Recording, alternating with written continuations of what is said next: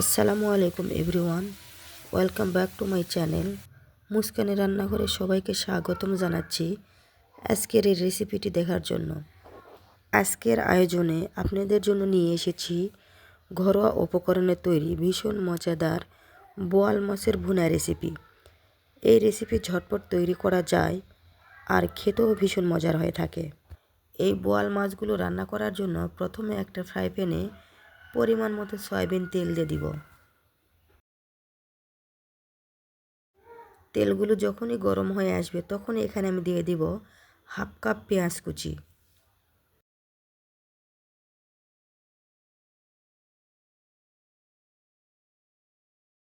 পেঁয়াজগুলো এভাবে ভেজে নিতেই পেঁয়াজগুলো যখন এভাবে নেতিয়ে আসবে তখন এখানে আমি কিছু মশলা অ্যাড করে দেব। তো প্রথমেই দিয়ে দিব হাফ চামচ আদা বাটা আর হাফ চামচ রসুন বাটা, আর দিয়ে দেব হাফ চামচ মৌরি বাটা। যারা মৌরি বাটা খেতে পছন্দ করে না তারা স্কিপ করে যেতে পারেন। তারপরে এখানে দিয়ে দিব হাফ চামচ জিরা গুঁড়া, স্বাদ মতো লবণ দিয়ে দিব।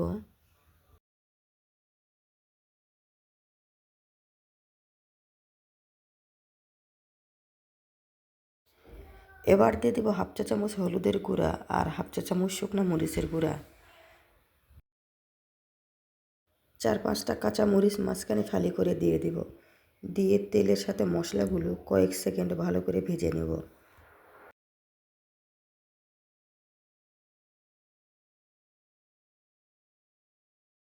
মশলাগুলো যখনই এভাবে কষিয়ে নেওয়া হয়ে যাবে তখন এখানে আমি অ্যাড করে দিব হাফ কাপ পানি।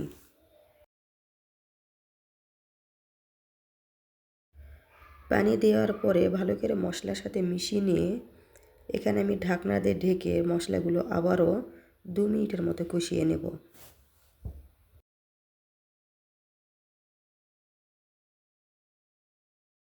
2 মিনিট পরে ঢাকনাটি উঠানোর পরেই দেখুন তেল এভাবে মশলার উপরে ভেসে উঠবে। তারপরে আমি আবারও কয়েক সেকেন্ড এভাবে নেড়ে চেড়ে নিয়ে মশলাগুলো কষিয়ে নেব।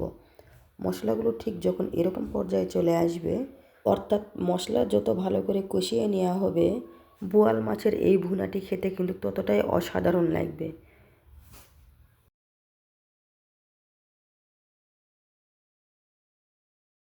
এবার মাছগুলো আমি দিয়ে দিব। কাছে বা দূরে, দেশ বা দেশের বাইরে যে যেখান থেকে আজকের এই ভিডিওটি দেখছেন, প্লিজ একটা লাইক দিয়ে ভিডিওটি কন্টিনিউ করুন। মাছগুলো যখনই সব দিয়ে নেওয়া হয়ে যাবে তখন এভাবে মশলার সাথে ভালো করে মিশিয়ে নিতে হবে যাতে মশলাগুলো মাছের গায়ে ভালো করে লেগে যায়। এরপরে আমি ঢাকনা দিয়ে ঢেকে প্রায় 2 মিনিটের মতো আবারও মাছগুলো রান্না করে নিব। আর এ পর্যায়ে চুলার আঁচ মিডিয়ামে থাকবে। ঢাকনাটি ওঠানোর পরে মাছগুলো একটু সাবধানতার সাথে উল্টে পাল্টে নিতে হবে। তারপরে এখানে আমি হাফ কাপের মতো পানি অ্যাড করে দিব। মাছগুলো ভালোভাবে কষিয়ে নেওয়ার জন্য হাফ কাপ পানি যথেষ্ট, এর চেয়ে বেশি আর পানি দেওয়ার প্রয়োজন নেই।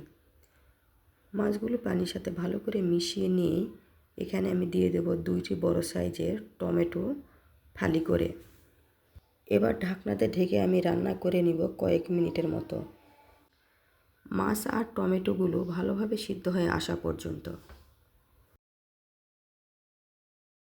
ঢাকনাটি উঠিয়ে মাঝে মাঝে একটু নেড়ে চেড়ে দিতে হবে আর মাছগুলো উল্টিয়ে দিতে হবে যাতে মশলাগুলো ভালোভাবে মাছের ভিতরে প্রবেশ করে।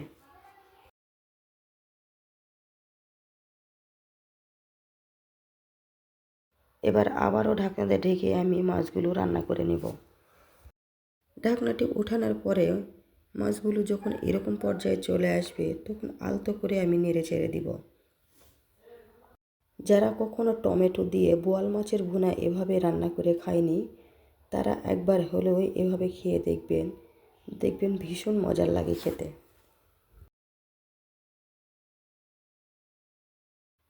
তো এ পর্যায়ে এসে আমি পরিমাণ মতো পানি অ্যাড করে দিব। মাছের ঝোলটা যে যেমনটা খেতে পছন্দ করে ঠিক তেমনটাই দিয়ে নেবে। মাছগুলো কিন্তু আমি একেবারে মাখা মাখা করে রান্না করে নেব, তাই আমার প্রয়োজন মতো পানি আমি দিয়ে দিলাম। ভিডিওর এ পর্যায়ে এসেও যারা একটা লাইক দিতে ভুলে গেছেন প্লিজ একটা লাইক দিয়ে দিবেন। আর রেসিপি ভালো লাগলে ফ্রেন্ডস অ্যান্ড ফ্যামিলিদের মাঝে বেশি বেশি শেয়ার করে দিবেন।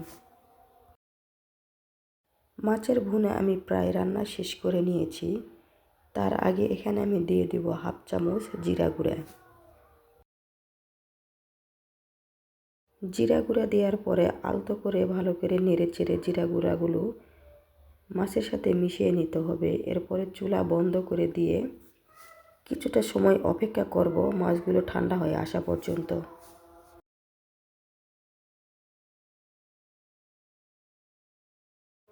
এরপরেই দেখুন বোয়াল মাছের ভুনাটা কতটা লোভনীয় লাগছে। তো যারা এভাবে কোনো দিন খায়নি তারা একবার হলেও খেয়ে দেখবেন। আজ এখানেই বিদায় নিয়ে নিচ্ছি। আমি আবারও আসবো নতুন কোনো রেসিপি নিয়ে। ততক্ষণে আপনারা অনেক বেশি ভালো থাকবেন আর সুস্থ থাকবেন। আসসালামু আলাইকুম। আল্লাহ হাফেজ।